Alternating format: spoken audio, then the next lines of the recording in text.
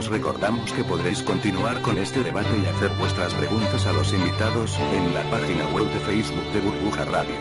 Nos vemos allí.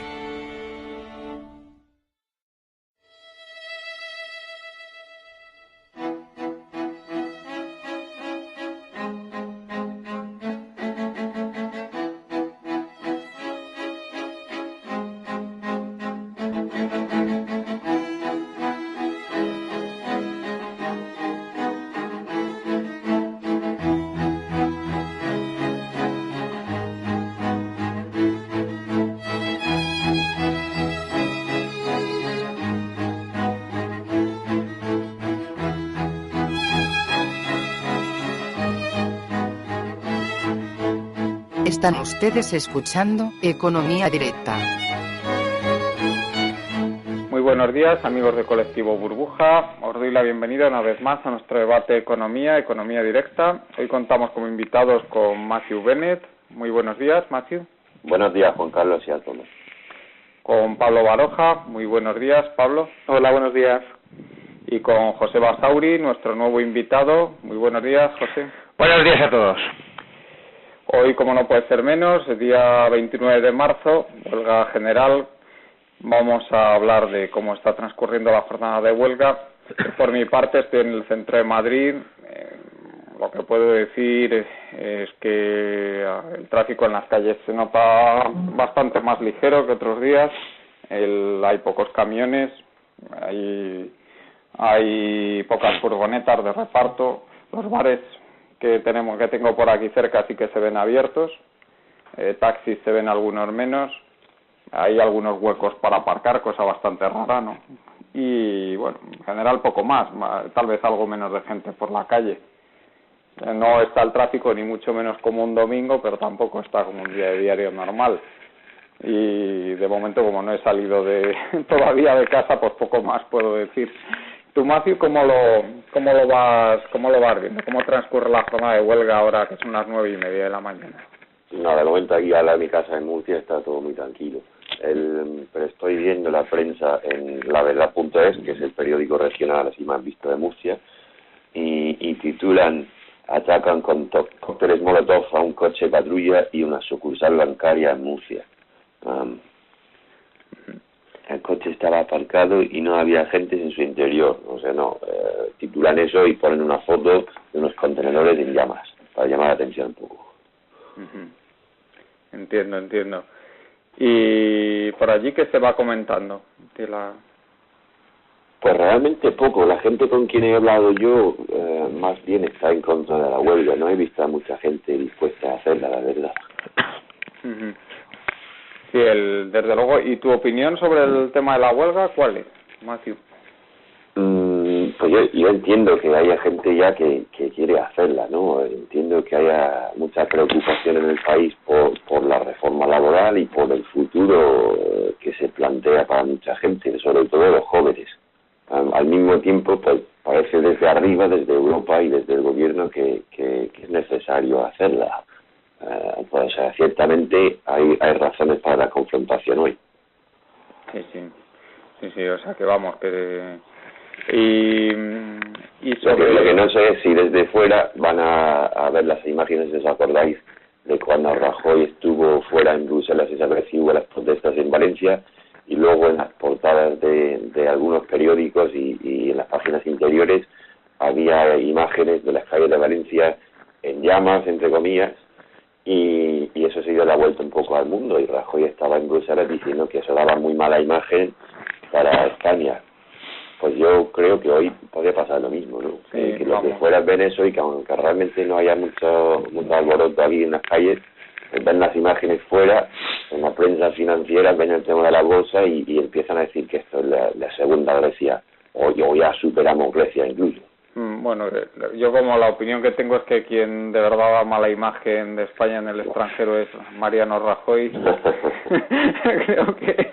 creo que bueno, en fin. Yo pensé lo mismo entonces diciendo, pues lo que realmente da mala imagen es organizar el país de tal manera que se produzcan esos revueltos, ¿no? Hombre, y luego todo el tema ha dado una imagen lamentable, ha sido que el hombre esté esperando a sacar los presupuestos durante 3 meses solo porque tenía unas elecciones regionales por ahí pendientes. Eso ha dado una imagen espantosa. Y el resultado de eso fue espantoso el domingo. Sí, y encima que les ha salido, vamos, el tiro por la culata, o sea que no les ha valido para nada. Del todo, y mañana toca el gran día de anuncios de recortazos, ¿no? Vamos, ayer yo lo leía en el Financial Times el comentario que había sobre la estrategia que ha seguido el Partido Popular con el tema de las reformas y de los presupuestos, y bueno, les ponían de vuelta y media, como si fueran unos aficionadillos. Sí, esta semana ya ha habido también 2 economistas jefes fuertes diciendo que no se lo creen, que este año, ayer Buiter, el economista jefe de Citigroup, decía que este año en España, en 2012, toca rescate. Pues es que la dimensión del recorte que tienen que hacer es tal que no se lo puede creer nadie. Yo comentaba la semana pasada en el artículo que publiqué el sábado en Libre Mercado que simplemente la dinámica contractiva que está llevando la economía española ya iba a provocar una bajada en la recaudación de unos 14.000 millones. Y ayer salieron los datos de recaudación de enero y febrero, y si siguiera igual todo el año nos íbamos casi a 17.000 millones de bajada de recaudación. Y a ver que me digan cómo van a gestionar eso, más todos los recortes que está exigiendo Bruselas, vamos, que no se lo creen. Sí, pero ¿vosotros creéis que es posible llevar a cabo una reforma así tan importante este año? Que si es posible hacerla, yo no me creo que vayan a... Es posible, pero... Yo no me creo que vayan a... Si este hombre, si tiene a todos los gobiernos autonómicos haciendo lo que les da la gana. Si es que esto es... coges a un drogadicto y le dices... vale, vas a dejar la droga, pero bueno, entre tanto te voy dando unas cuantas dosis para que no tengas tanto mono. Pues esto es lo mismo, pues el drogadicto que te va a decir que sí, que vale, que la va a dejar. El drogadicto no te va a hacer ni caso, y esto es lo mismo con el tema de los pagos a los proveedores y el tema de los hispabonos, que ya dicen que lo van a sacar para junio. Es que es lo mismo, pero ¿cómo van a dejar de gastar si les están financiando por otro lado? Es imposible. Claro, esto ya se ha convertido en una especie de parte de ejercicio continuo de generación de confianza, más que un ejercicio serio de arreglar la economía o el país, ¿no? Sí. Bueno, vamos a dar paso a Pablo. Pablo, ¿qué piensas de todo esto que estamos comentando? Dinos tu impresión de cómo está el tema de la huelga y también, si quieres, de los otros temas que hemos estado. Sí, pues aquí parece que en Euskadi todos los parques tecnológicos están funcionando muy bien. Eso sí, en las industrias y en el transporte, pues parece que hay un montón de piquetes y están haciendo pues su trabajo, ¿no?, entre comillas, los sindicatos, y vamos a ver en el centro de Bilbao también con los comercios, que también es donde es la tradición, ¿no? Así como los políticos tienen la tradición de pegar carteles, pues en las huelgas la tradición es visitar comercios de uno en uno y obligarles a cerrar y bueno, pues como todas las huelgas el tema es que ya realmente este tipo de huelgas a mí se me hacen que ya es fruto de una tradición, pero que realmente la gente quiere quejarse, pero no quiere quejarse siendo representados por un grupo, por un colectivo que ya ha perdido completamente la autoridad, ¿no?, y la representatividad. Sí, en las redes sociales lo que se está viendo es eso, sí, Pablo, que hay muchísimas quejas de que a la gente le ha costado muchísimo trabajo seguir a la huelga, muchos grupos independientes, pues precisamente porque la estaban convocando comisiones y UGT.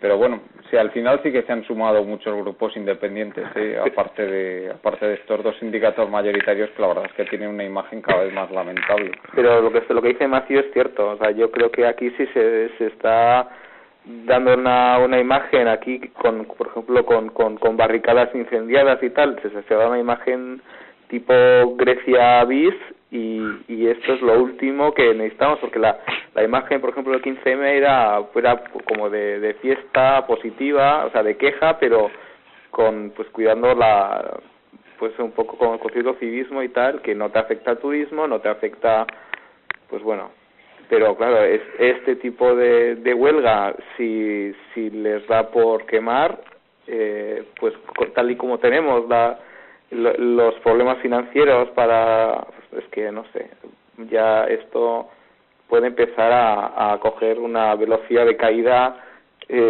bastante más descontrolada, ¿no? Uh-huh. Sí, Pepe, dinos, ¿tú cómo lo ves?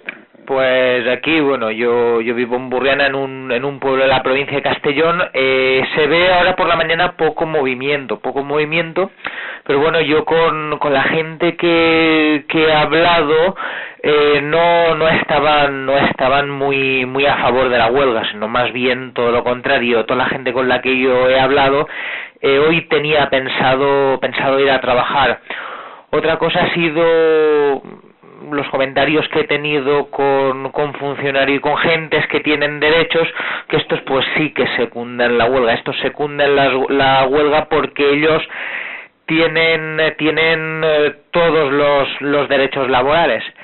Luego también está el tema de que la huelga, pues sí, a los trabajadores se nos recortan derechos, pero yo pienso que es necesaria para solucionar los problemas laborales del país, y que esto lo tenemos que entender todo el mundo.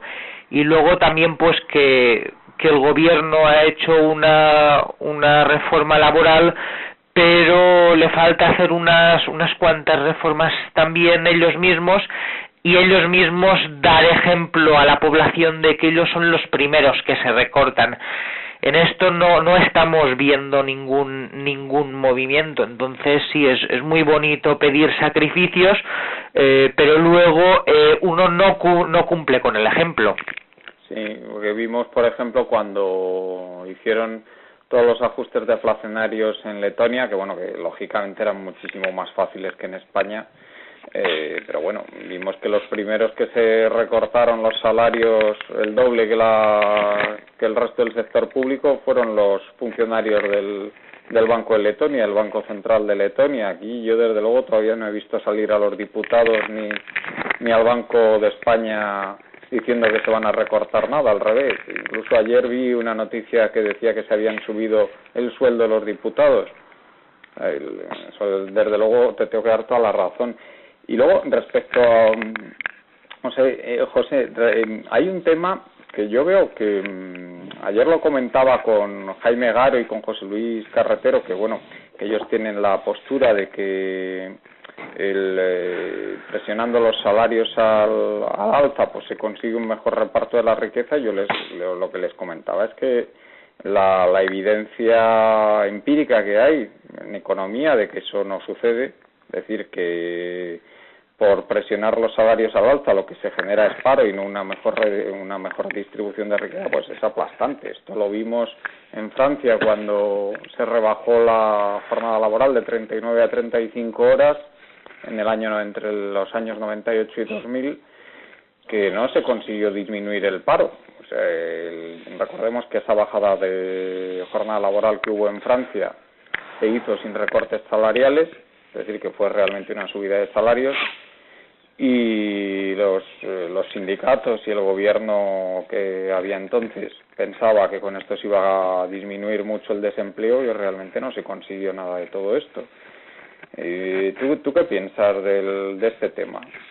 Vamos a ver, para mí las mejoras salariales que son buenas, no se consiguen a través de una subida de salarios por ley, sino se consiguen a través de la productividad. Y una subida de salarios por ley lo que consiguen en las empresas y en el tejido económico es que los costes laborales unitarios sean superiores y por tanto estas empresas sean menos competitivas, que sean más caras para vender sus productos al exterior, o que incluso bajen sus márgenes, bajen sus beneficios o tengan pérdidas, y que esto se cristalice en incrementos del paro.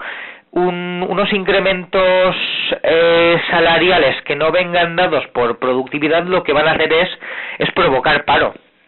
Ya. Pero creéis que, perdona, sí, ¿creéis Matthew, que, un apunte, ¿creéis que realmente a estas alturas es cuestión de salarios y niveles de salarios e ingresos? ¿O es un poco también maquillaje? Porque un poco más, perdona.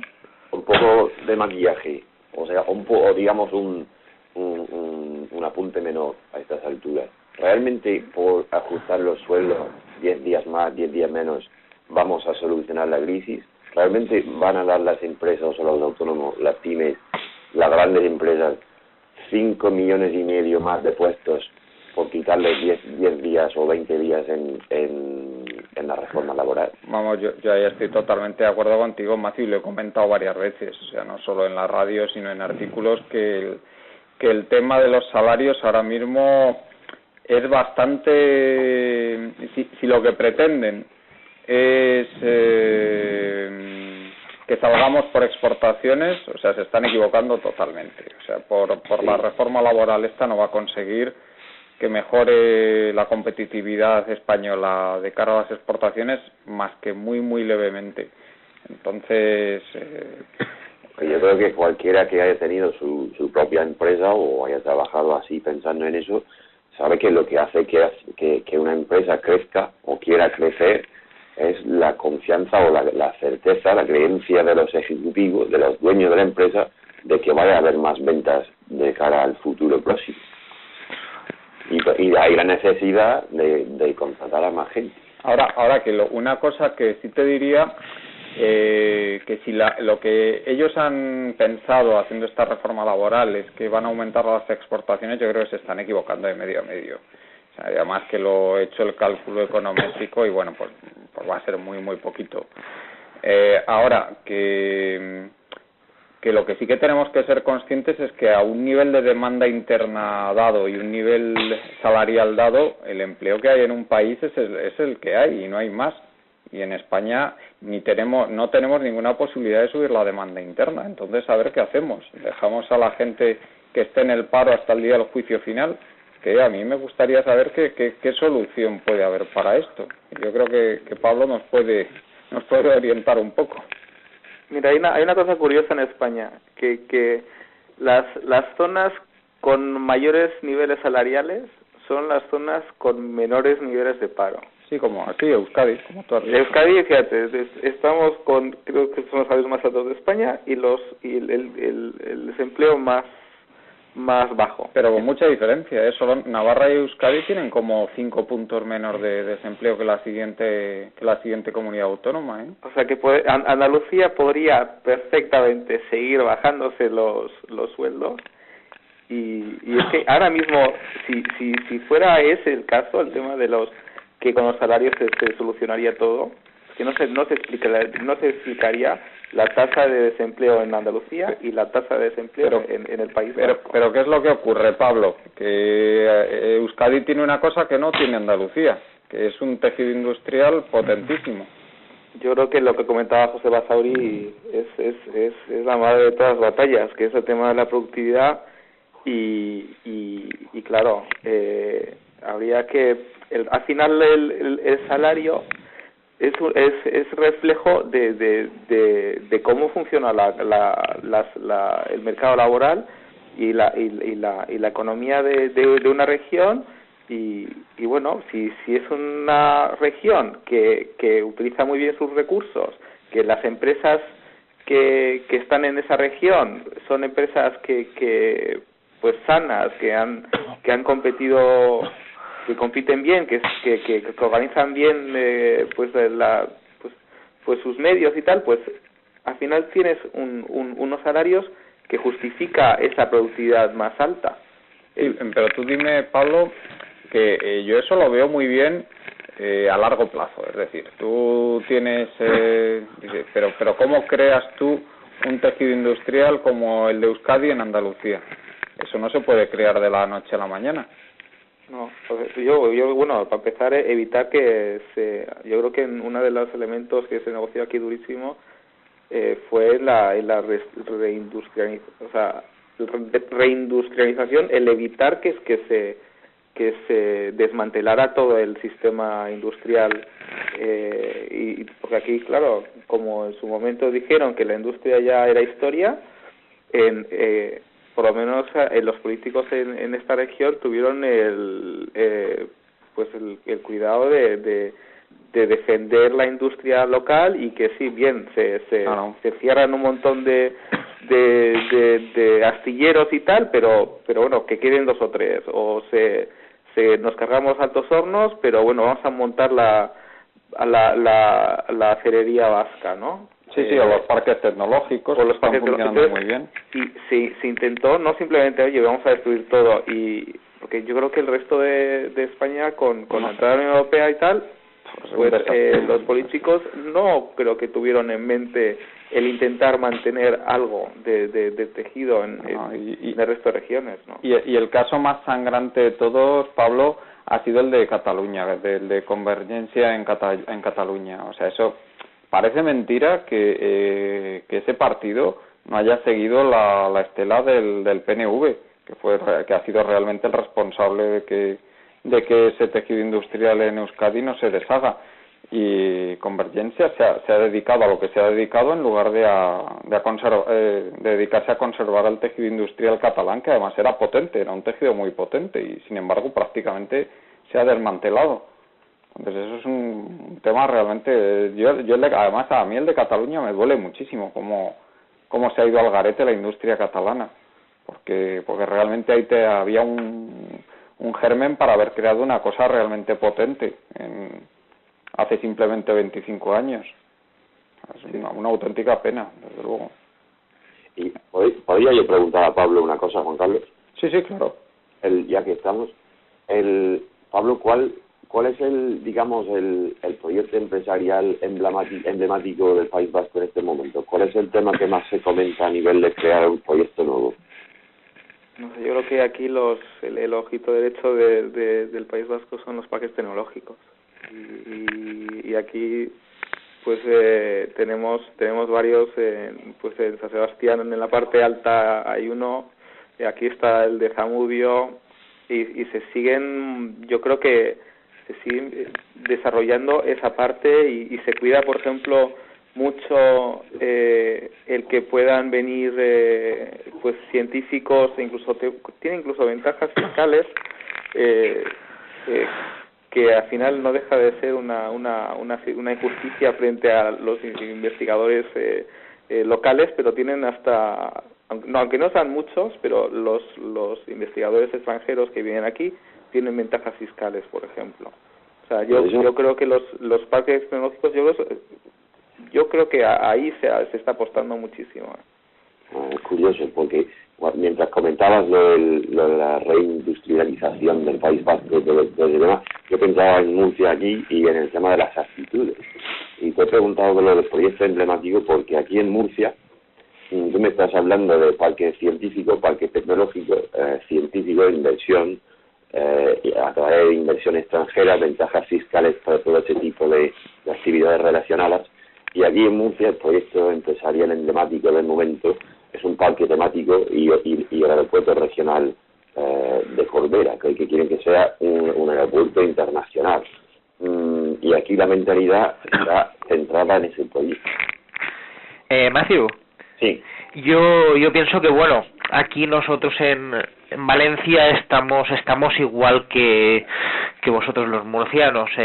Nos podíamos coger de la mano porque nosotros aquí en Valencia teníamos un pleno empleo. Hace 5 años aquí en la provincia de Castellón creo que era la 4ª provincia que menos desempleo tenía, y ahora tenemos un desempleo brutal, y aquí en Castellón estamos con el aeropuerto que hemos hecho en Castellón, que no hay aviones y que es totalmente improductivo, y luego pues a ver qué infraestructuras podemos hacer o qué parques temáticos podemos hacer para darle vida a este aeropuerto.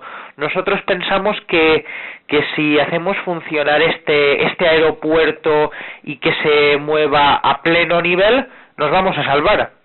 Cuando realmente pues una economía necesita muchos sectores productivos, que haya una buena diversificación de sectores productivos para que todos ellos puedan tirar de la economía, y no un solo sector productivo como el que dominaba aquí en Castellón, de la construcción, que cuando hay una burbuja o algo te cargas toda la economía. Eso es. Yo creo que es significativo el hecho de que Pablo nos hable de eso en el País Vasco, de esa actitud, y que justo antes que eso estábamos hablando de los ingresos y el nivel de renta en cada región.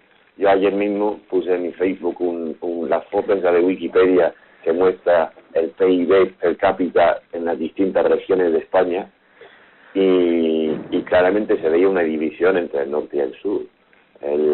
Pero al mismo tiempo, ¿dónde está la economía sumergida? Una cosa son las cifras oficiales y otra cosa es la economía real. Y yo no sé si Pablo también nos podría decir si en el País Vasco tienen una economía, o la gente hace negocios pensando ya en la economía en B, y si es habitual o no hacer facturas. Porque aquí en Murcia a veces es potente ese tema. Pues yo creo que aquí a mí me sorprende, porque por ejemplo cuando voy a consumir pues con tarjetas y tal, me cruzo a Francia y ahí son bastante más flexibles y no te piden DNI tal, y aquí no te perdonan una, no sé, a mí me parece que muchas veces siento que en esa región somos bastante más europeos que muchos europeos, ¿no? Y sí, el tema del B, pues sí yo creo que habrá menos, pero no, aquí normalmente yo he tenido aquí, no, es que no, aquí no sé, yo creo que no es algo que, de todas maneras es que el desempleo tampoco es tan fuerte, la presión al fiscal, por ejemplo, que es un elemento que es importante. Por ejemplo, antes éramos la región que teníamos más presión fiscal, pero ahora somos la que tenemos menos, ¿no? Es en donde menos los tipos de IRPF, por ejemplo, son más bajos, aunque el IVA luego pues el IVA es el mismo para toda la península, ¿no? Y Baleares y tal, pero en IRPF, por ejemplo, estamos por debajo. Entonces ese tipo de cosas hace que luego pues tampoco posiblemente el incentivo para andar pues manejando pues cuentas B será menor, ¿no? De todas maneras, pues es que con el achuchón que nos están metiendo a todos con esta crisis, que es asombroso que estén intentando aumentar la presión fiscal mientras para que se pueda todavía el Estado endeudarse más, que es lo que está pasando y también está pasando desgraciadamente aquí. No sé, al final esto acabaremos como todos. Bueno, yo creo que sí. Yo el otro día en mi blog puse un artículo justo de eso, diciendo ¿quién coño pagaría el IVA al 23% en España cuando ya hay una economía en B del 24% del PIB? Sí, eso es un tema que se está discutiendo bastante, porque sí que se ha conseguido incrementar unos 7.000 millones la recaudación por IVA, una vez excluido los efectos inflacionarios y el cambio que ha habido en la actividad productiva. Más o menos se consiguió con la subida anterior aumentar la recaudación unos 7.000 millones, pero claro, ya hay bastantes dudas de cuánto se va a conseguir aumentar si se sube al 21, que eso ya parece que está prácticamente decidido, aunque no se ha hecho oficial. Vamos, yo las informaciones que me van llegando de dentro de Génova van en esa dirección, que van a subir el IVA hacia el verano para al 21%. Pero claro, yo me preguntaría que si ellos se creen que van a subir la recaudación en proporción a esos 7.000 millones. Yo es que creo que va a ser bastante. Yo creo que depende de la parte del país, ¿no? Como estamos diciendo, aquí en el sur, viendo el mapa y sabiendo cómo está el panorama con las facturas en las empresas medianas o en muchos trámites semioficiales tipo notaría incluso, que ya ha sido desde siempre opcional hacer una factura, si aumentan el IVA, lo que van a provocar es que la gente tenga menos ganas todavía de hacer una factura. Bueno, hay algunos estudios por ahí que yo he tenido ocasión de revisarlos, en que se correlaciona la presión fiscal con la economía sumergida, y curiosamente hay una correlación bastante alta. O sea, los dos países de la OCDE con menos economía sumergida, que son Suiza y los Estados Unidos, curiosamente son los dos países que menos presión fiscal tienen.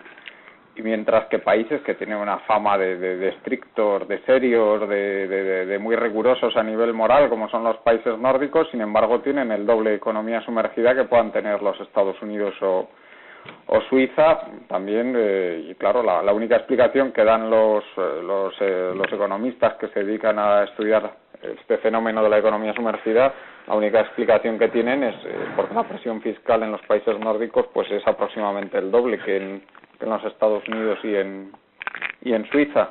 Entonces sí existe una correlación clara. También hay factores culturales, no hay que olvidarse, porque a igualdad de presión fiscal pues es algo mayor la economía sumergida en los países del sur de Europa que en los países del norte de Europa, aproximadamente unos 5 puntos más, entre 5 a 7 puntos más.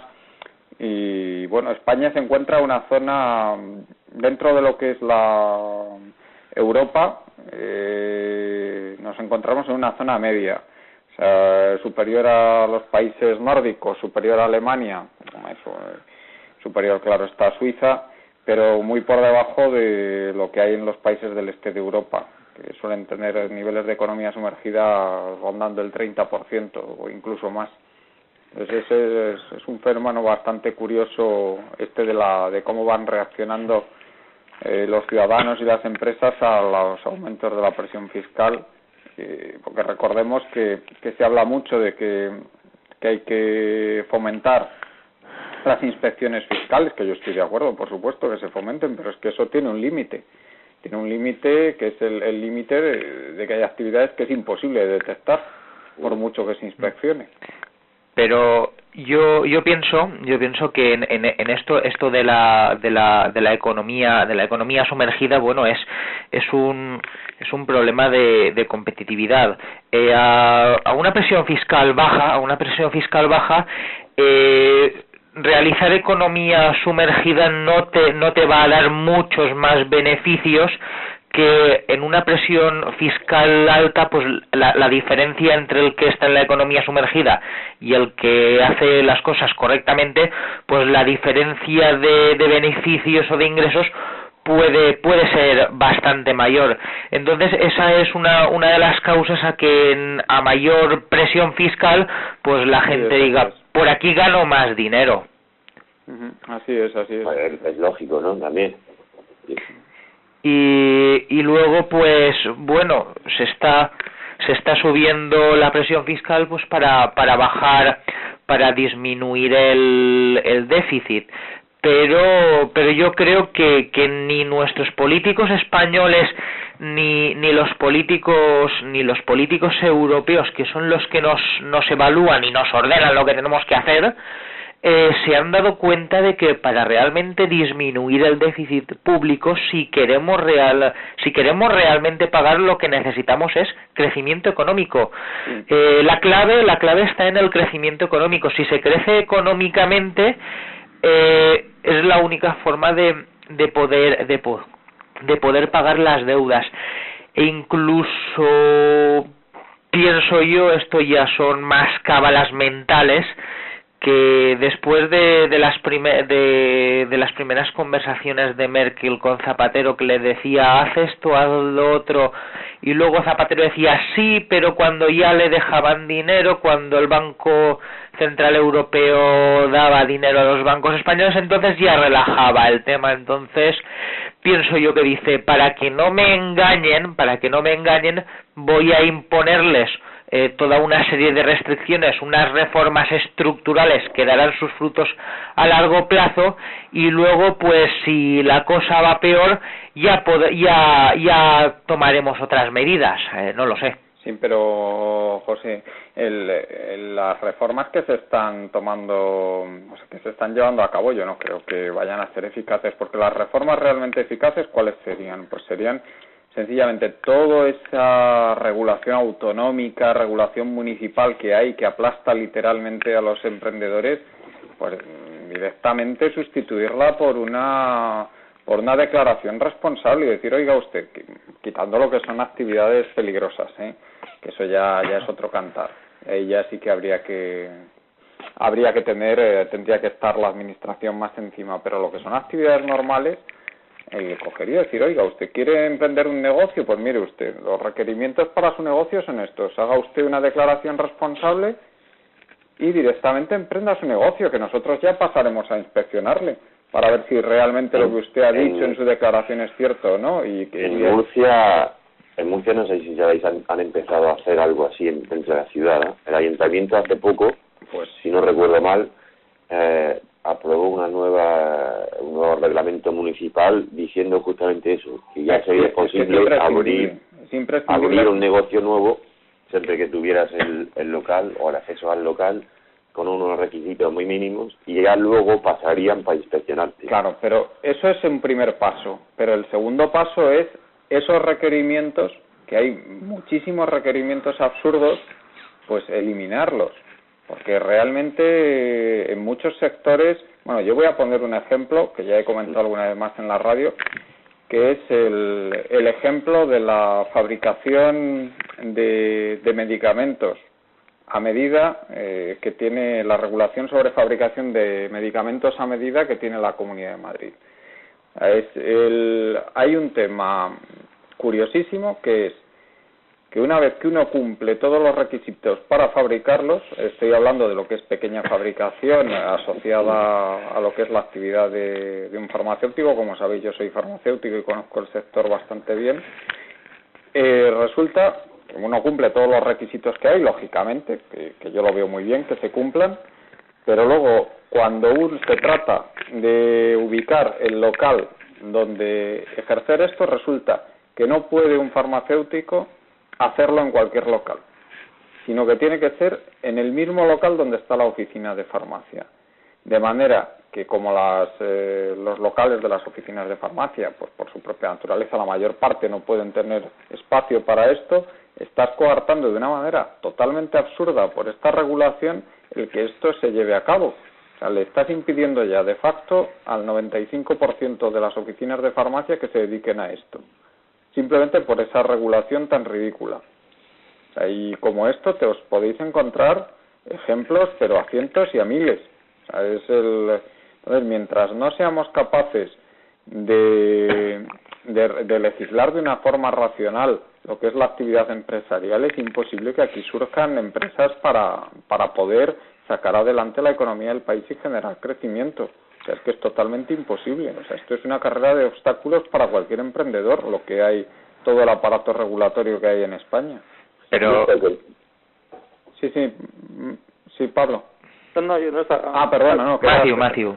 Matthew, sí, perdona. Vale. No, yo creo que ya no solo para la economía y el emprendimiento, sino también para el funcionamiento del país en otros sectores. Había hace poco un artículo en Libertad Digital, justamente de un tal de Soriano, que hablaba del atasco de la justicia en España y la cantidad de legislación que se había producido, sobre todo a nivel autonómico, desde la transición. Y ha sido un crecimiento en cuanto a cantidad de páginas de legislación regional exponencial, y que eso ya está entorpeciendo el sistema jurídico y el sistema de reglamento hasta un nivel que se retrasan juicios y se retrasan casos años y años y años. Ya os digo que el tema de la complejidad de las regulaciones y las exigencias absurdas son un sobrecoste para las empresas y un retraso para cualquier actividad empresarial, que es que a mí me parece que está haciendo un daño terrible.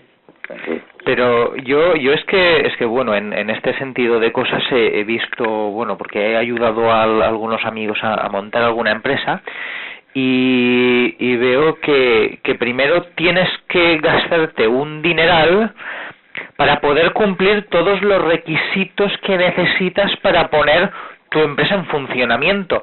No es que tú tienes un poco de dinero, tienes una idea, tienes un negocio y dices voy allá y luego ya iré cumpliendo los requisitos.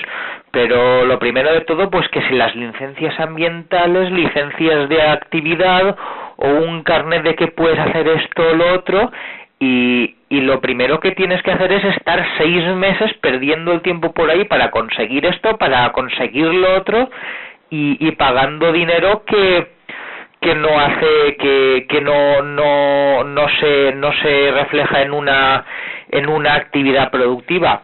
Y luego esto de las autonomías y las leyes, pues bueno, ya es algo que es totalmente incoherente. Se supone que se hicieron las comunidades autónomas, pues bueno, para poder beneficiar mejor a las necesidades de todos y cada uno de los territorios, pero hemos llegado a un momento en el que hay unas cantidades de duplicidades en administraciones, de legislaciones de diferentes administraciones y todo esto, que frena mucho la actividad económica, porque primero tienes que ir a lo que dice el gobierno, que dice tienes que cumplir todas estas leyes, pero además pues aquí en Valencia la Generalitat Valenciana, porque se le ha ocurrido cualquier tontería, dices pues además en la legislación autonómica tienes que hacer esto y esto, y al final pues ¿qué es lo que pasa? Que dices pues a lo mejor me voy al País Vasco, que hay menor legislación o son las cosas más fáciles, y emprendo el negocio allí. Sí, o directamente si las barreras para el traslado a Euskadi son demasiado grandes, pues directamente ese negocio nunca se lleva a cabo. O incluso por motivos fiscales tú puedes domiciliar tu empresa allí, tú vives aquí, tú trabajas aquí, pero tu domicilio fiscal está allí. Y yo pondría un ejemplo también, que a mí me parece terrible, en la zona donde procede mi familia, que es una zona vitivinícola bastante, pues que se dedica de forma bastante intensiva a esto, que está situada en una parte de la provincia de Cuenca. Ahí pues habrá bastante interés en establecer bodegas pequeñas, bodegas que se dediquen a hacer vinos de autor, pero de gente normal y corriente, pues el típico hijo de agricultor que sus padres han reunido un poquito de capital y dice ha estudiado y decide que quiere permanecer ahí en su zona y crear ahí un vino de autor, y muchos de ellos se están exportando a China, a Japón, a los Estados Unidos, o sea, se está a Alemania, o sea que realmente están funcionando aquello bastante bien. Pues bueno, no os podéis imaginar, no se pueden imaginar los oyentes lo complejísimo que es establecer esto. O sea, yo en uno de estos proyectos que estuve implicado, era una pequeña bodega artesanal que iba a comenzar produciendo unas cantidades mínimas de vino, era una cosa pues bastante pequeña. Los requerimientos legales para la instalación subieron los costes de 30.000 a 150.000 euros. O sea, es que fijaos de lo que estamos hablando, o sea, de multiplicar por 5 el presupuesto, y la complejidad de los requerimientos legales subían el coste por botella aproximadamente un 30%. O sea, los requerimientos legales pues era la manipulación había que sacarse carnet de alimentos, llevar los requisitos a PCC, había que pasar unas auditorías, había que tener unos registros de sanidad, llevarlos al día, tener unos registros, luego eran las típicas declaraciones de alcoholes, que esas son muy antiguas, eso no es nada nuevo, pero luego también las declaraciones, había que tener una serie de requisitos para industria que te exigía hasta el tipo de pintura que había que usar en el interior de la bodega, como tenía que ser. Y bueno, yo como profesional de la sanidad, tengo que decir que el 90% de las exigencias eran totalmente absurdas, o sea, no tenían ningún sentido. Es que yo creo que aquí hemos tenido una economía, o sea, unas exigencias por parte del sector público de sociedad exuberante y que lo aguantaba todo, y yo creo que esto va a tener un límite. El tema es que, claro, ¿cómo reestructuras todas las demandas legales que se han puesto en la economía? Por ejemplo, yo sé que la gente de Hacienda tiene unas tablas Excel y ahí van los tíos cuadrando, porque tienen que cuadrar el tema, y claro que creo que tienen un área económica que les dice que aumentando la presión fiscal te cargas al final el consumo y por supuesto que ese presupuesto nunca va a funcionar en realidad, pero ellos por lo menos tienen que hacer ejercicio de cuadrar las cuentas y de que salga un presupuesto con los números pues ahí, ¿no? O sea, por lo menos que en el papel que se aguante, ¿no? Entonces agarran, suben tipos, van a subir tipos de IVA y tal, pero claro, yo creo que esto lo único que va a hacer es acelerar todavía más la descomposición del tejido productivo y de la economía.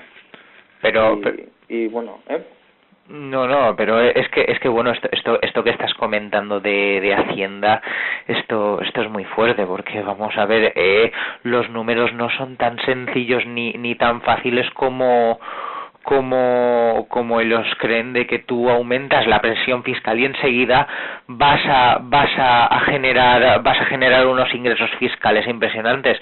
El otro día pues Luis Garicano y Jesús Fernández Villaverde demostraron que bueno, con todos los ajustes fiscales lo que tenía que recortar el Estado español era una verdadera aberración, porque lo que iba a caer la actividad económica era algo impresionante. Es lo mismo que tú, pues cuando presentas un plan de viabilidad, que dices, bueno, vamos a hacer números, voy a vender tantísimo y voy a disminuir los costes tanto. Sobre papel queda muy bien, se lo enseñas a los bancos, les gusta, pero eso no tiene ninguna credibilidad. No, y ellos tienen una área económica y me imagino que les dirán, chicos, esto no sale, por esto mismo, porque al final lo que haces es reducir la actividad económica y estos ingresos que tienes aquí, pues vete quitándole pues una buena parte. Entonces, pero claro, ¿cómo reestructuras tú un sector público como el que tenemos en España? Incluso el sector aquí también es una salvajada, ¿eh? Ya que estamos con ese tema, vosotros que entendéis más de economía, que sois más economistas, ¿qué efecto tendrá el gran recorte en los ingresos fiscales?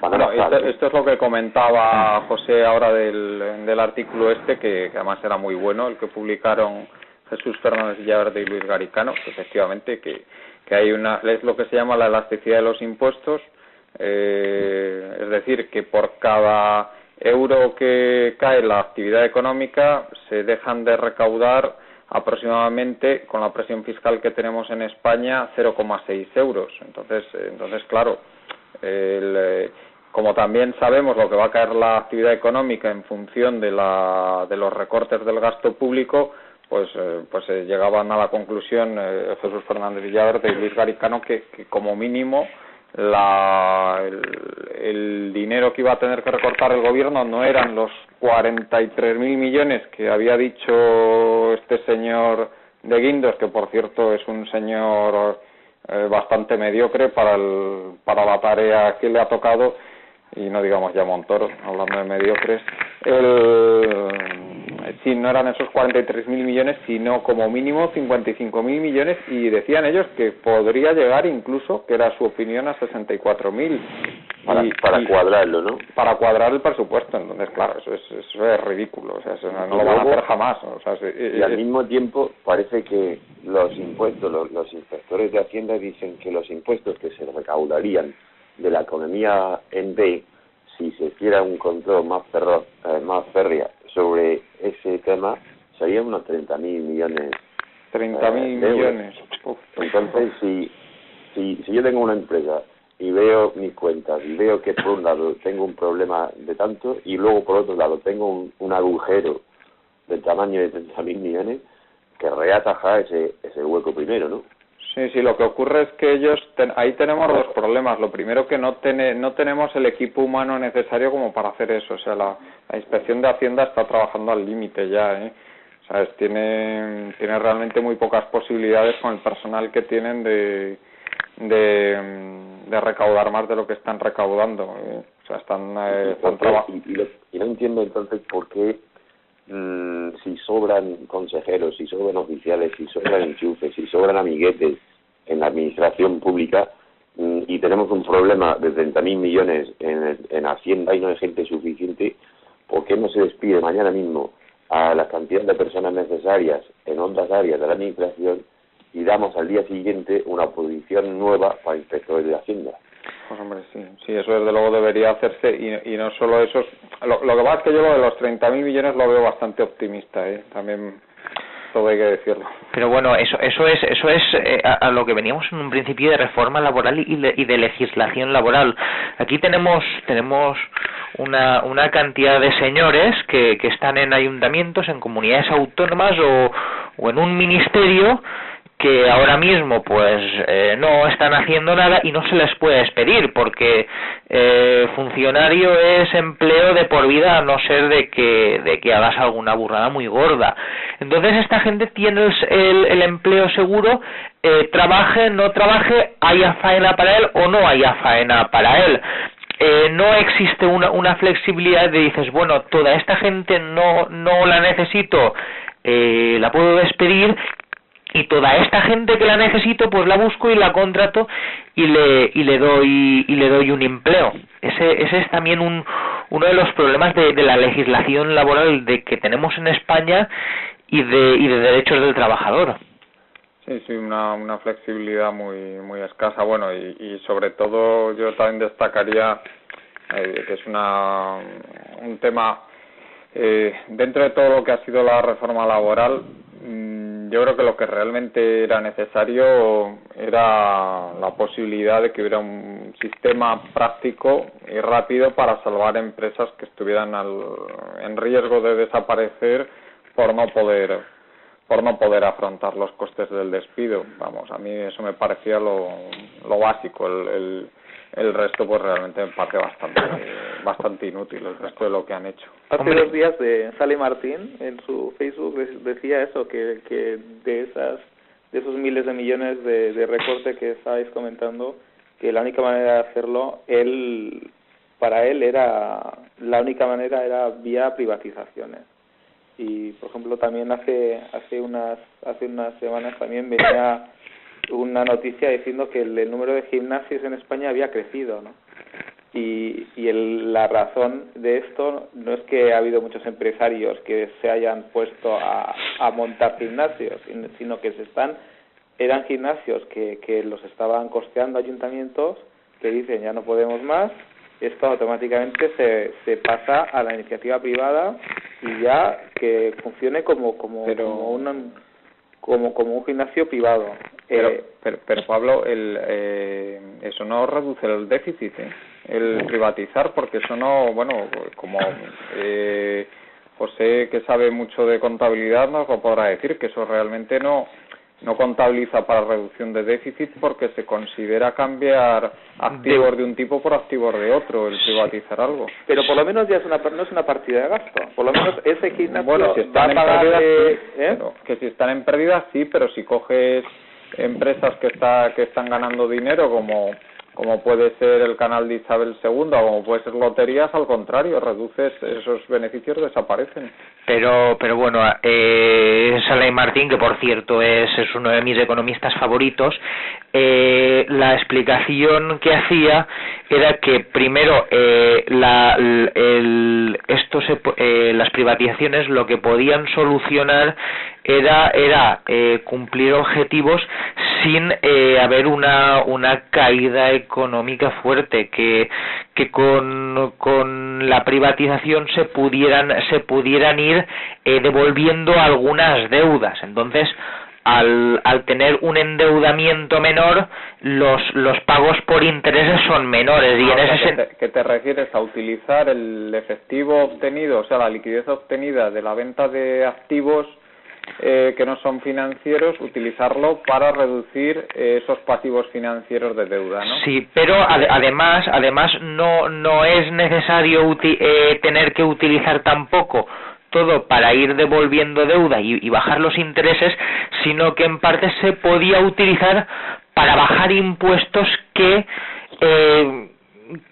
animasen la actividad económica, y mediante la animación de la actividad económica mediante bajadas de ciertos impuestos, poder mejorar la recaudación fiscal vía un crecimiento económico. Pero ¿tú realmente crees que con esta gente que tenemos en el gobierno van a hacer algo de eso que dice Salai Martín? Porque a mí lo que me parece que van a hacer es, si obtienen una liquidez importante por privatizaciones, es pulírsela en cualquier tontería que se les ocurra, ¿eh? Vamos a ver. Ya van en esa dirección, ¿no? No están estudiando un plan nuevo para hacer públicas todas las autovías esas de peaje. Aquí en España ya hemos tenido varias privatizaciones. Una privatización, la que empezó a principios de los 90 el gobierno socialista, y otra pues la gran privatización que realizó el gobierno del Partido Popular a partir del 96.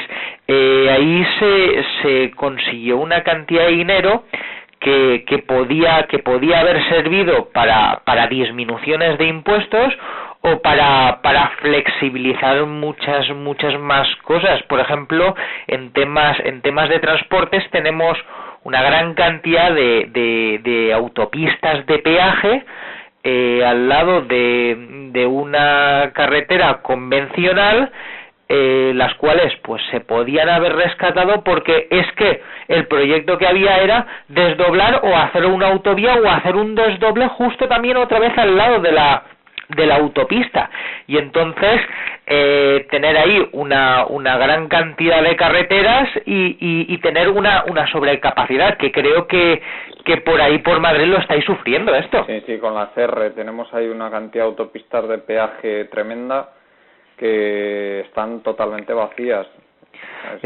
Y porque tienen precisamente una autovía que ahora, como ha bajado bastante la circulación, o sea, el tránsito, o sea, el tráfico de vehículos ha bajado bastante en Madrid, pues resulta que tenemos una sobrecapacidad que bueno, por eso pues están prácticamente en la ruina esas autopistas de peaje.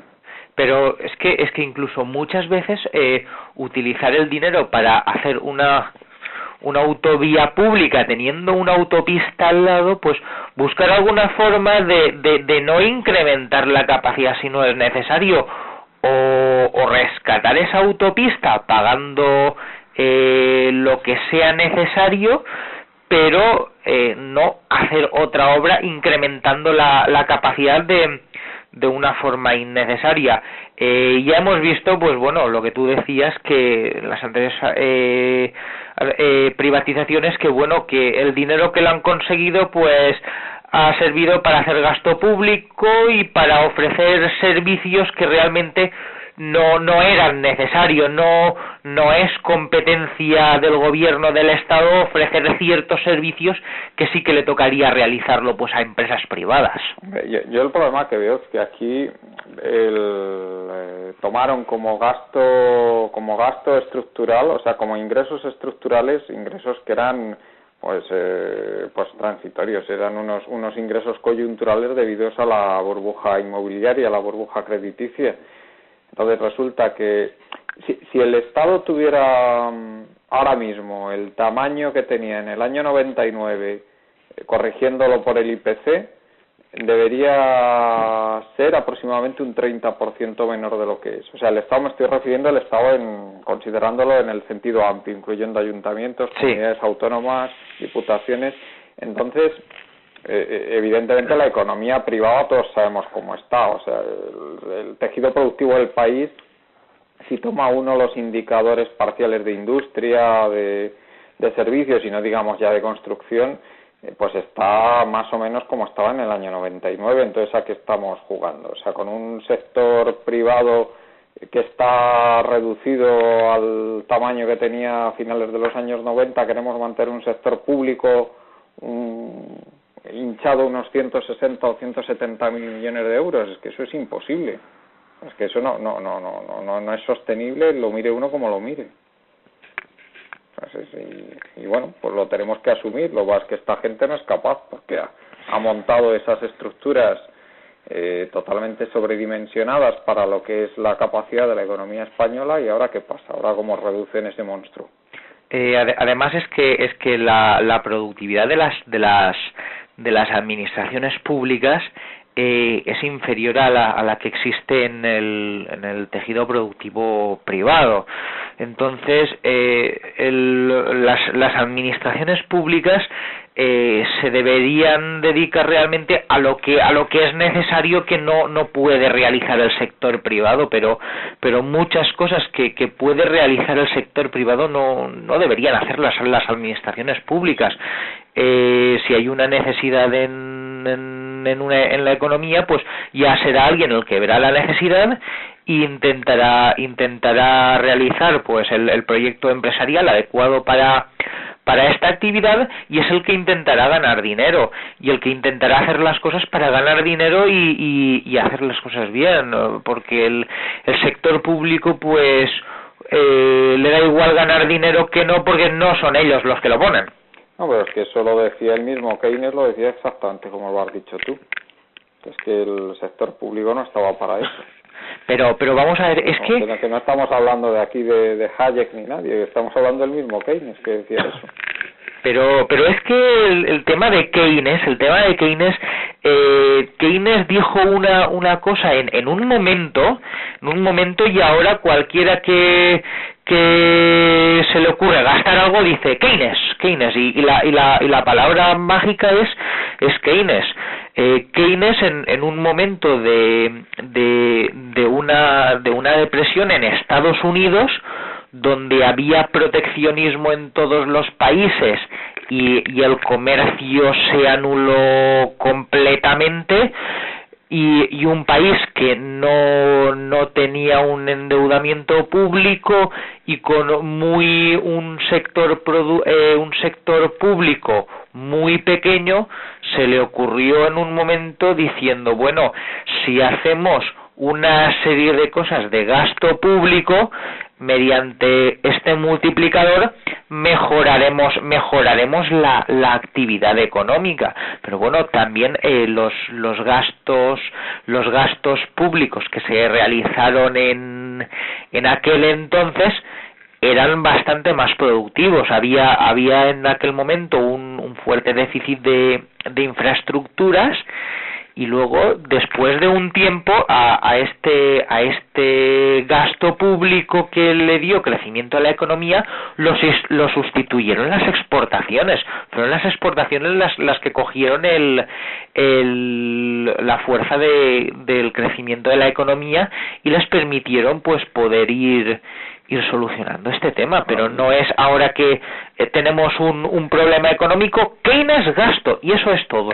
No, y no olvidemos que una de las cosas que decía Keynes es que en el momento en que la economía se recuperara, que había que eliminar ese gasto otra vez.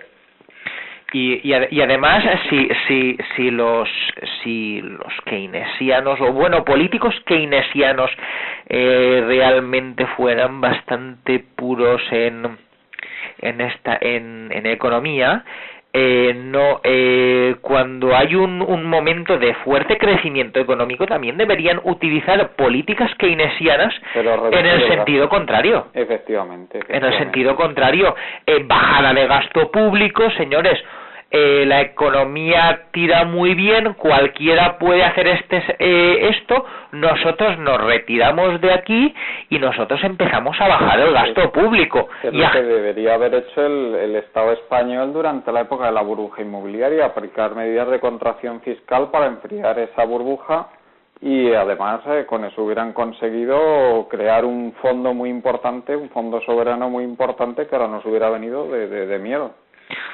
Sí, pero bueno, es que solo nos acordamos de Keynes cuando tenemos una crisis económica y hay que gastar, y esa es la solución. Da igual que en lo que gastemos sean proyectos rentables, que no sean rentables, que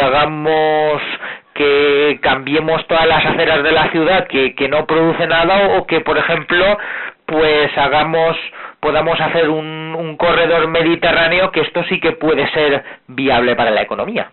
Muy bien. Bueno, sí, Juan Carlos. Sí.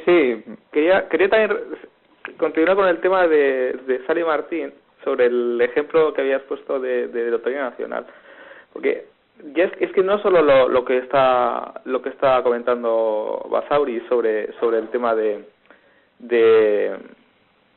el tema de reducción de la deuda, sino que, por ejemplo, la Lotería Nacional lo que tiene es una situación, porque fiscalmente es muchísimo más ventajosa que otros juegos, porque si todo lo que ganas no tienes que pagar impuestos sobre ello y tal, está exento.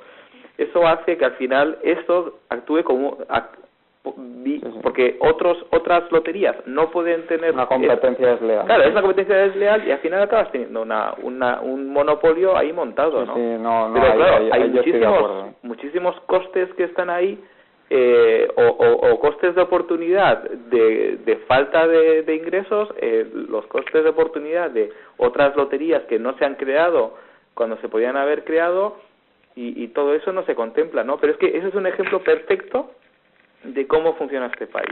No, yo estoy de acuerdo que en caso de que el Estado tuviera la lotería, que yo creo que no tiene por qué tenerla, porque eso es el típico sector en el que el Estado no debería estar, en caso de que, bueno, ya que lo tenemos, porque eso es herencia del franquismo y aquí nadie se ha ocupado de eliminarlo, pues por lo menos que tenga el mismo tratamiento que tiene una empresa privada, no esas condiciones de ventaja. No, yo eso lo veo claro. A mí lo que me preocupa de privatizar loterías, más que nada, es con la corrupción que hay en las altas instancias en este país, pues que se lo den a gente mediante favoritismos, a precios bajos, y bueno, eso es fundamentalmente lo que me preocupa. A tener un nuevo Carlos Slim, ¿no? Como en México, cuando hicieron sus chanchullitos hace una década. Claro, eso es lo que me preocupa por la corrupción que hay, no por otra. No sé qué opina Macio de todo esto. El tema de las privatizaciones. Sí, no, o de todo un poco. Sí, de lo que me está hablando. No, yo creo que estaba pensando entonces que todo esto a mí me deprime escuchándoos, porque si empezamos a pensar en todo y cómo está relacionado todo y cada sector, y las privatizaciones y las constructoras y las concesionarias y las administraciones regionales, y la corrupción que parece que existe en todos los niveles del gobierno del país, que continuamente están saliendo casos nuevos en los periódicos, a mí todo esto me deprime. Yo no sé si realmente hay solución o si estamos presenciando el principio del colapso de la España moderna hasta cierto punto. Porque es que está todo tan conectado. Y son varios sistemas complejos, entremezclados entre sí, que cada uno afecta al otro de una forma nefasta, y va a más cada 2 días. Sí, yo espero que sí, que sea el colapso no de la España moderna, pero por lo menos sí del régimen del 78. No, yo no creo que España se colapse, porque bueno, la caída será dura, pero en algún momento habrá que resurgir. Problemas muy grandes también la tuvo la crisis rusa del principio de los 2000 y también la crisis argentina de final de 2008-2009 y bueno, pues al final todos se están recuperando. Yo también pienso que aunque sea a base de sufrimiento y esfuerzos, pues también nos recuperaremos y ojalá tenga razón. Pero yo creo que es muy pronto para hablar de la recuperación, ¿no?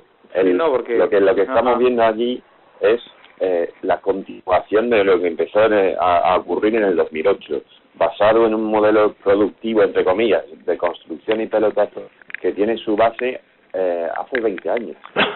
Pero y los problemas son estructurales. Cuando hablo de colapso, no digo colapso en plan periculero, que se caigan las ciudades y que se destroce todo, sino del colapso del sistema socioeconómico o tal vez político, con el tema de la corrupción.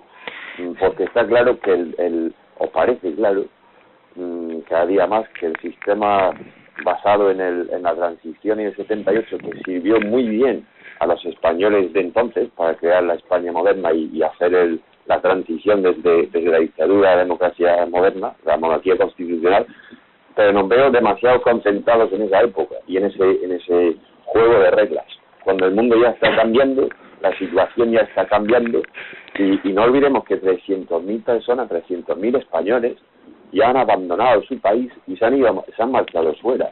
300.000 personas son cifras similares a los que se exiliaron después de la guerra civil.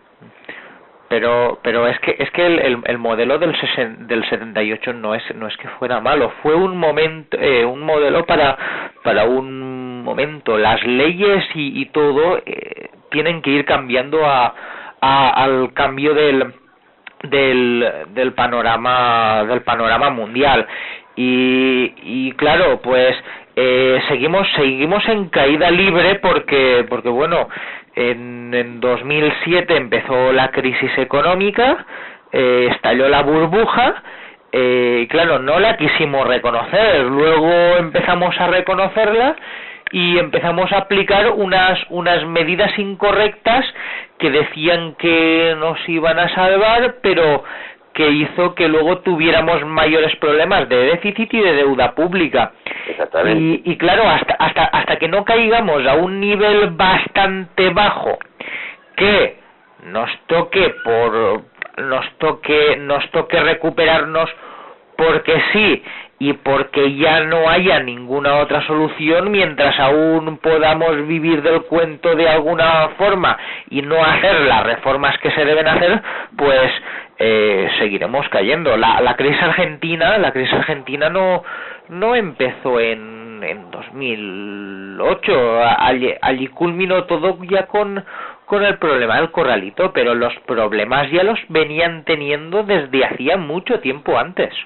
Claro, y si aquí seguimos intentando atajar el problema, haciendo referencia a cómo estaba el país hace 4 años, o lo que hizo el gobierno de Aznar, teniendo ese ejemplo como el ejemplo máximo para la derecha, digamos, en este momento, en vez de decir o en vez de acordar que el problema realmente viene de hace 30 años y cambiamos las reglas de hace 30 años en la medida de lo necesario, aquí vamos a seguir sufriendo y vamos a seguir cayendo. Yo ahí contigo, José, no estoy muy de acuerdo en que el sistema del 78 fuera bueno.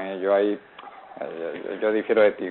Te lo digo porque el sistema del 78 tiene 2 limitaciones gravísimas. Una es que no hay separación de poderes, y la segunda es que realmente no hay una representatividad clara de los políticos respecto a los votantes, sino que las listas les da demasiado poder a los partidos políticos, y eso hace que la representatividad pues quede muy muy descafeinada.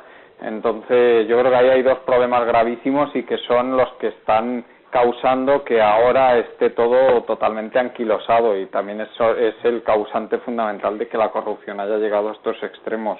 Sí, pero a lo que yo me refiero es que para aquel entonces la mejora que hubo fue importante porque porque estábamos en un momento, también he comentado que el panorama ha cambiado, ya no estamos ahora igual en 2012 que en 1975, cuando procedíamos de una dictadura, cuando había un señor que decía todo lo que se tenía que hacer y cuando no había derechos de ningún tipo. A ver si lo entiendo, eso es lo que digo.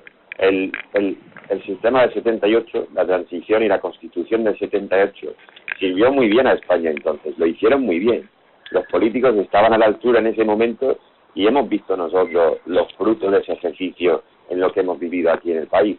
Lo que yo digo es que ahora todo ha cambiado, no todo, gran parte ha cambiado, y la prueba la tenemos en esas 300.000 personas que han abandonado el país, los 5,4 millones que están en paro, y todas las demás cifras que vemos todos los días.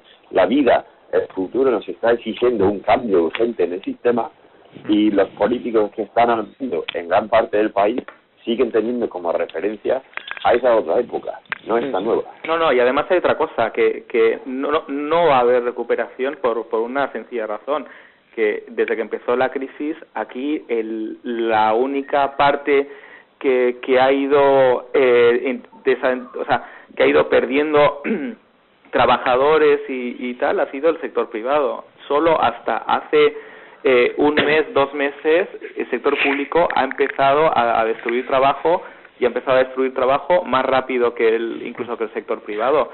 Pero esto ha sido solo ya porque no hay capacidad de endeudarse. Han visto ya que han llegado a un nivel en el que ya ellos no se pueden endeudar tanto, o ya hay mucha presión por parte de Bruselas. Sí, pero y lo peor es... Sí, me decía Pablo que lo peor es que eso no es por medidas keynesianas, sino porque llegaba el amiguete de turno al político corrupto de turno y le decía: oye, ¿qué hay de lo mío? Que me tienes que colocar a mi hijo, que me tienes que colocar a ese, ¿sabes? Claro, entonces el problema es que el mix, ahora mismo la distribución entre sector público y sector privado es muchísimo peor que hace 4 años, cuando empezó la crisis. Y estamos ahora mismo con unos problemas de capacidad de endeudamientos muchísimo peor. Entonces, pues igual si Rusia, igual si Argentina se recuperaron, pero es que en estos momentos hay mucha gente además que dice, bueno, es que en algún momento nos recuperaremos porque ya tocará. El tema es que aquí no toca, porque es que las fundamentales, la base sobre la cual la economía podría volver a crecer, es que no solo no existe, sino que es absolutamente imposible. Sí. Entonces, ¿En base a qué vamos a crecer esta vez? O sea, ahora de momento no, ahora de momento seguimos en caída libre y el momento de empezar a crecer aún no ha llegado. Aquí toca Calipso, clarísimo. Perdona, Macio. Sí, disculpa. Porque el crecimiento y la reducción del paro desde la anterior crisis en el 92-93 se hizo en base a la construcción, para darse el tema inmobiliario, las casas, el ladrillo. Y entonces el crecimiento del PIB fuera un poco superior al 2,8 o 3% que es necesario para ir reduciendo el paro en España. Ahora, esa construcción, esa actividad inmobiliaria ha desaparecido, no va a volver desde aquí a mucho tiempo, y nadie parece tener un nuevo plan. Tiene que ser un plan lo suficientemente grande como para bajar toda esa gente. Es que además existe la salida de la crisis del 93 es diferente a la de ahora, porque entonces habían otras cosas que se podían hacer. Ahora mismo tú no puedes poner aranceles a a los demás países de la Unión Europea, que entonces sí que los podías poner, y tú no puedes devaluar la moneda. En el 93 hubo varias devaluaciones competitivas. Entonces, todo aquello que tú conseguiste, que pudiste hacer en aquel momento, algo que te permitió ganar competitividad vía a que no puedes comprarlo de fuera, eres relativamente más pobre, vía eso pues pudo haber una recuperación económica, pero ahora mismo tú no puedes poner aranceles, tú no puedes devaluar tu moneda, tú lo que tienes que hacer son otras medidas para poder crecer, y pensamos que las recetas pues son las mismas que en antaño. Y no olvidemos, no solo no, iba a comentar solo Matthew que no lo podemos olvidar también la estampida que hubo de inversores extranjeros hacia España cuando se vio que íbamos a entrar en el euro, que eso también contribuyó y mucho. Pero por lo que me estáis diciendo, no solo ahora no tenemos un plan para reemplazar la construcción, sino que además, comparado con hace 20 años ya, tenemos una serie de restricciones muy importantes a nivel económico que nos obstaculizan más cualquier posible salida que pudiera haber. Sí. Además que es que esta gente no se está dando cuenta de que ahora ya ni hay un euro en el que entrar, ni hay peseta que devaluar, y no solo no hay estampida de inversores hacia España, sino que lo que hay es estampida, pero al contrario, que se están yendo de España, o sea, que no se enteran de nada. Yo pienso que las llaves de la recuperación económica de España no las tiene España, las tiene Alemania. Las tiene Alemania. Nosotros no podemos hacer nada, no somos soberanos. Yo creo que que la recuperación, si viene, es porque Alemania nos ayuda de una u otra forma. No me lo creo. Pues espera, vamos a esperar sentados. No creas. Yo pienso que Alemania tendrá que empezar a hacer algo, porque realmente si nos vamos al garete, también le vamos a meter en un compromiso muy gordo a Alemania. Sí, pues ojalá tengas razón, pero es que ahora mismo lo que están exigiendo los alemanes no va en la dirección de que esto vaya para arriba, Hombre, vamos a ver, en la dirección de pagar la deuda. Las exigencias que le está haciendo Alemania a Grecia, aquí pues bueno, yo no sé cómo lo han pensado, porque en Grecia hay un problema recurrente de tienes tanta deuda pública, tienes tanto déficit público, a aplicar recortes. Con los recortes vuelve a caer el PIB. Si cae el PIB, por mucho que aunque caiga la deuda, si cae en una menor proporción que la caída del PIB, ahí el déficit, tu déficit sigue incrementándose, y para ello nuevos recortes. Y esto lo mismo, una espiral de deflación muy importante. Grecia es un país pequeño, y la quiebra de Grecia pues no le afecta mucho a Alemania, incluso le afecta más a Francia, pero una posible quiebra española, Alemania le haría mucho daño, primero porque perdería un gran socio al que le exporta muchos bienes y servicios, y luego porque también tendría unos impagados enormes que harían mucho daño en su economía. Sí. Bueno, llevamos ya que en algún momento vamos a tener que cortar el programa porque vamos a batir todos los récords. Yo no sé si queréis añadir algo más para antes de terminar, si quieres, Matthew. No especialmente ya. Sí, Pablo. Pues nada, que esperemos que quiebre esto cuanto antes para poder recuperarlo. Sí.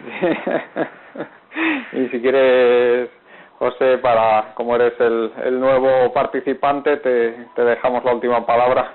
Para mí, pues bueno, para mí ha sido un placer haber tenido esta tertulia con vosotros y a ver si nos volvemos a encontrar pronto y volvemos a hablar de más cosas. Yo creo que realmente la aportación tuya nos ha encantado a todos, ¿eh? Yo creo que estarán de acuerdo también Pablo y Matthew que ha sido vamos, excelente. Yo estoy muy satisfecho, ¿eh? Muchas gracias. Que yo creo que todos los oyentes de Colectivo Burbuja lo estarán también, porque que realmente bien, ¿eh? Muy bien, Pablo. Muchas gracias, Pablo, por estar aquí. Venga, buenos días. Muchas gracias, Matthew. Venga, gracias a todos, ha sido un placer. Y, por supuesto, muchas gracias a nuestro nuevo participante, José Basauri. Muchas gracias. Muchas gracias, amigos de Colectivo Burbuja, y hasta pronto.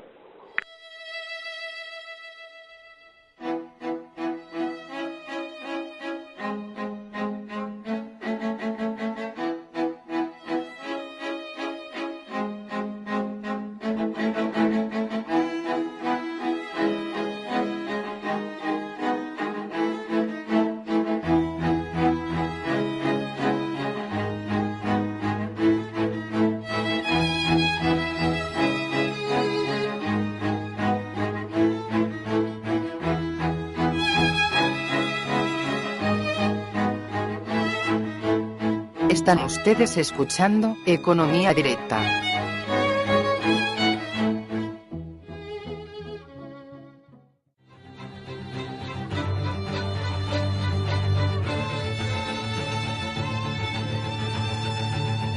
Os recordamos que podréis continuar con este debate y hacer vuestras preguntas a los invitados en la página web de Facebook de Burbuja Radio. Nos vemos allí.